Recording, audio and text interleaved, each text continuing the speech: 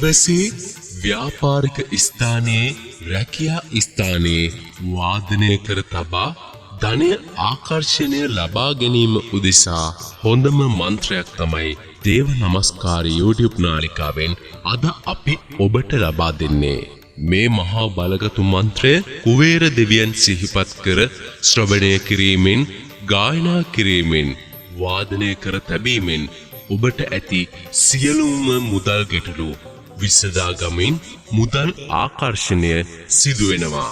කුවේර දෙවියන්ගේ ප්‍රතිමාවක් ඉදිරියෙන් හෝ රූපයක් ඉදිරියෙන් දීසියකට කාසි ස්වල්පයක් දමා උදෑසන වැඩ ආරම්භ කරන්නට ප්‍රථමයෙන් කුවේර දෙවියන්ට වැඳ නමස්කාර කර මේ මන්ත්‍රය වාදනය කර තැබීම ගායනා කිරීම ශ්‍රවණය කිරීම සිදු කරනවා නම් ඉතා ඉහළ ප්‍රතිඵල මෙයින් ලබන්නට පුළුවන්.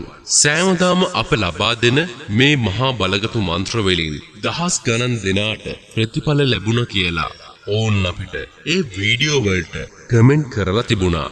ඉතින් මේ මන්ත්‍රේනොත් ඉතා හොඳ ප්‍රතිඵල ලබා ගන්න කියලා අපි ඔබට ආරාධනා කරනවා.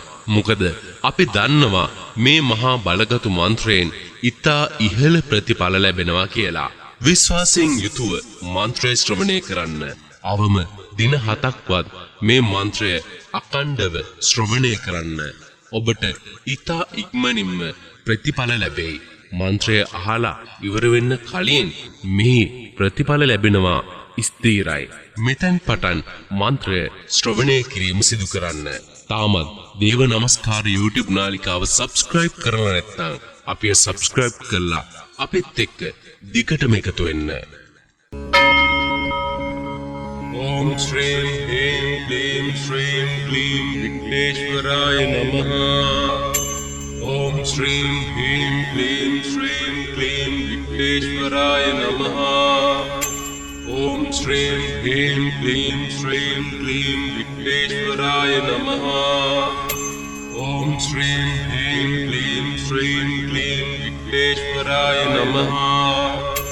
Om Shrim Him Klim Shrim Klim Vigneshwaraya Namaha. Om Shrim Him Klim Shrim Klim Vigneshwaraya Namaha. Om Shrim Him Klim Shrim Klim Vigneshwaraya Namaha. Om Shrim Him Klim Shrim Klim Vigneshwaraya Namaha.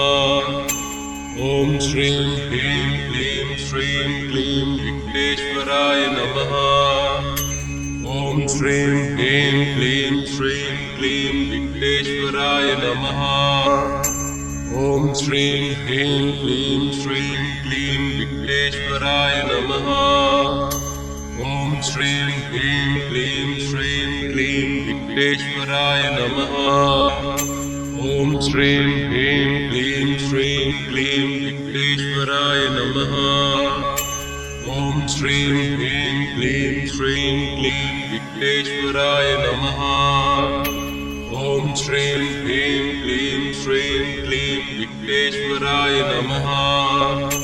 Om Shrim Him Klim Shrim Klim Vigneshwaraya Namaha.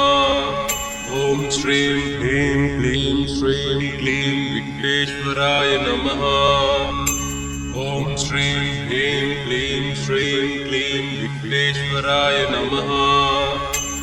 Om Shrim Him Klim Shrim Klim Vigneshwaraya Namaha.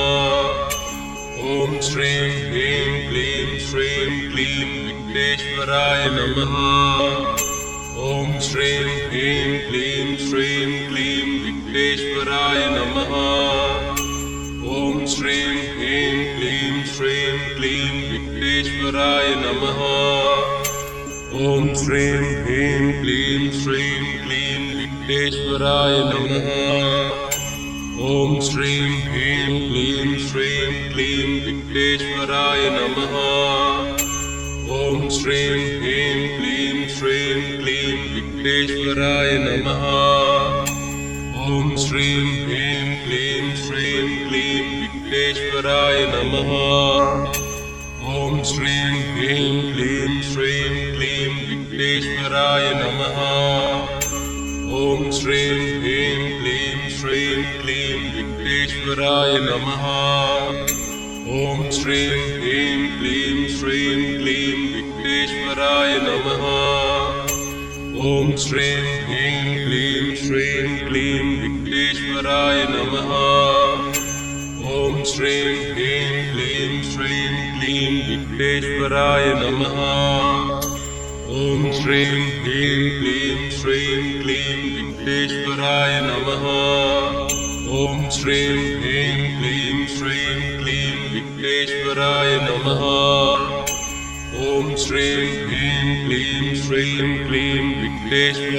नमः ॐ श्रीं ह्रीं क्लीं श्रीं क्लीं विघ्नेश्वराय नमः ॐ श्रीं ह्रीं क्लीं श्रीं क्लीं विघ्नेश्वराय नमः ॐ श्रीं ह्रीं क्लीं श्रीं क्लीं विघ्नेश्वराय नमः ॐ श्रीं ह्रीं क्लीं श्रीं क्लीं विघ्नेश्वराय नमः ॐ श्रीं ह्रीं क्लीं श्रीं क्लीं विघ्नेश्वराय नमः ॐ श्रीं ह्रीं क्लीं श्रीं क्लीं विघ्नेश्वराय नमः ॐ श्रीं ह्रीं क्लीं श्रीं क्लीं विघ्नेश्वराय नमः ॐ श्रीं ह्रीं क्लीं श्रीं क्लीं विघ्नेश्वराय नमः ॐ श्रीं ह्रीं क्लीं श्रीं क्लीं विघ्नेश्वराय नमः ॐ श्रीं ह्रीं क्लीं श्रीं क्लीं विघ्नेश्वराय नमः ॐ श्रीं ह्रीं क्लीं श्रीं क्लीं विघ्नेश्वराय नमः ॐ श्रीं ह्रीं क्लीं श्रीं क्लीं विघ्नेश्वराय नमः ॐ श्रीं ह्रीं क्लीं श्रीं क्लीं विघ्नेश्वराय नमः ॐ श्रीं ह्रीं क्लीं श्रीं क्लीं विघ्नेश्वराय नमः ॐ श्रीं ह्रीं क्लीं श्रीं क्लीं विघ्नेश्वराय नमः ॐ श्रीं ह्रीं क्लीं श्रीं क्लीं विघ्नेश्वराय नमः ॐ श्रीं ह्रीं क्लीं श्रीं क्लीं विघ्नेश्वराय नमः ॐ श्रीं ह्रीं क्लीं श्रीं क्लीं विघ्नेश्वराय नमः ॐ श्रीं ह्रीं क्लीं श्रीं क्लीं विघ्नेश्वराय नमः ॐ श्रीं ह्रीं क्लीं श्रीं क्लीं विघ्नेश्वराय नमः ॐ श्रीं ह्रीं क्लीं श्रीं क्लीं विघ्नेश्वराय नमः ॐ श्रीं ह्रीं क्लीं श्रीं क्लीं विघ्नेश्वराय नमः ॐ श्रीं ह्रीं क्लीं श्रीं क्लीं विघ्नेश्वराय नमः ॐ श्रीं ह्रीं क्लीं श्रीं क्लीं विघ्नेश्वराय नमः ॐ श्रीं ह्रीं क्लीं श्रीं क्लीं विघ्नेश्वराय नमः ॐ श्रीं ह्रीं क्लीं श्रीं क्लीं विघ्नेश्वराय नमः ॐ श्रीं ह्रीं क्लीं श्रीं क्लीं विघ्नेश्वराय नमः ॐ श्रीं ह्रीं क्लीं श्रीं क्लीं विघ्नेश्वराय नमः ॐ श्रीं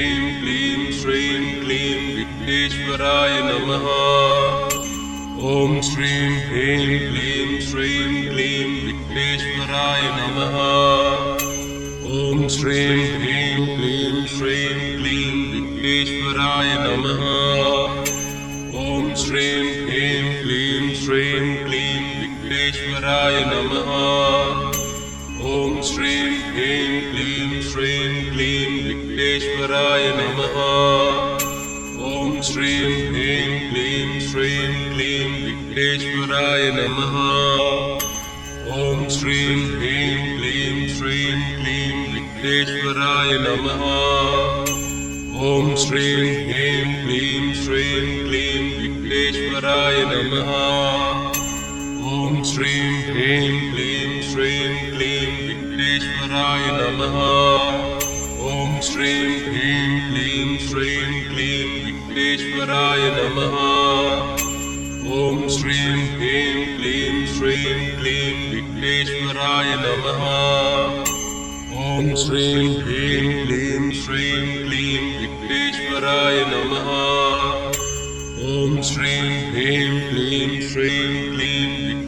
विघ्नेश्वराय नमः ॐ श्रीं ह्रीं क्लीं श्रीं क्लीं विघ्नेश्वराय नमः ॐ श्रीं ह्रीं क्लीं श्रीं क्लीं विघ्नेश्वराय नमः ॐ श्रीं ह्रीं क्लीं श्रीं क्लीं विघ्नेश्वराय नमः ॐ श्रीं ह्रीं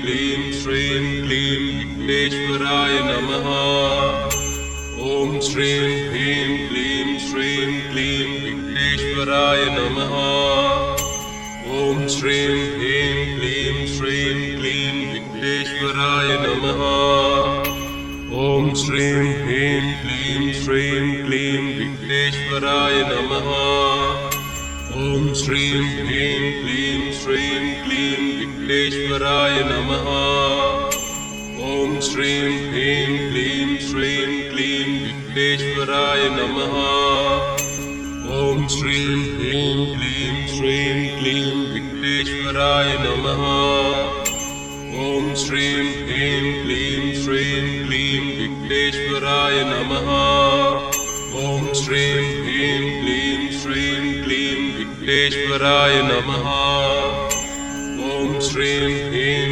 क्लीं श्रीं क्लीं विघ्नेश्वराय नमः ॐ श्रीं ह्रीं क्लीं श्रीं क्लीं विघ्नेश्वराय नमः ॐ श्रीं ह्रीं क्लीं श्रीं क्लीं विघ्नेश्वराय नमः ॐ श्रीं ह्रीं क्लीं श्रीं क्लीं विघ्नेश्वराय नमः ॐ श्रीं ह्रीं क्लीं श्रीं क्लीं विघ्नेश्वराय नमः ॐ श्रीं ह्रीं क्लीं श्रीं क्लीं विघ्नेश्वराय नमः ॐ श्रीं ह्रीं क्लीं श्रीं क्लीं विघ्नेश्वराय नमः ॐ श्रीं ह्रीं क्लीं श्रीं क्लीं विघ्नेश्वराय नमः ॐ श्रीं ह्रीं क्लीं श्रीं क्लीं विघ्नेश्वराय नमः ॐ श्रीं ह्रीं क्लीं श्रीं क्लीं विघ्नेश्वराय नमः ॐ श्रीं ह्रीं क्लीं श्रीं क्लीं विघ्नेश्वराय नमः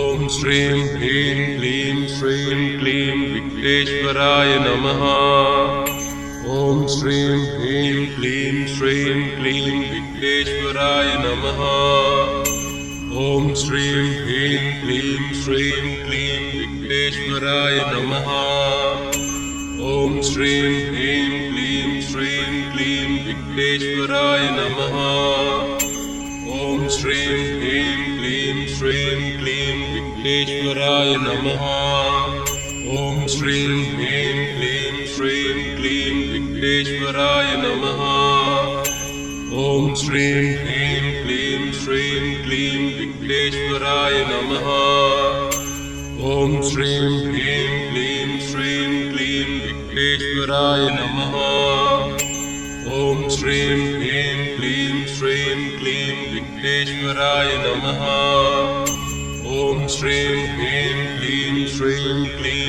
विघ्नेश्वराय नमः ॐ श्रीं ह्रीं क्लीं श्रीं क्लीं विघ्नेश्वराय नमः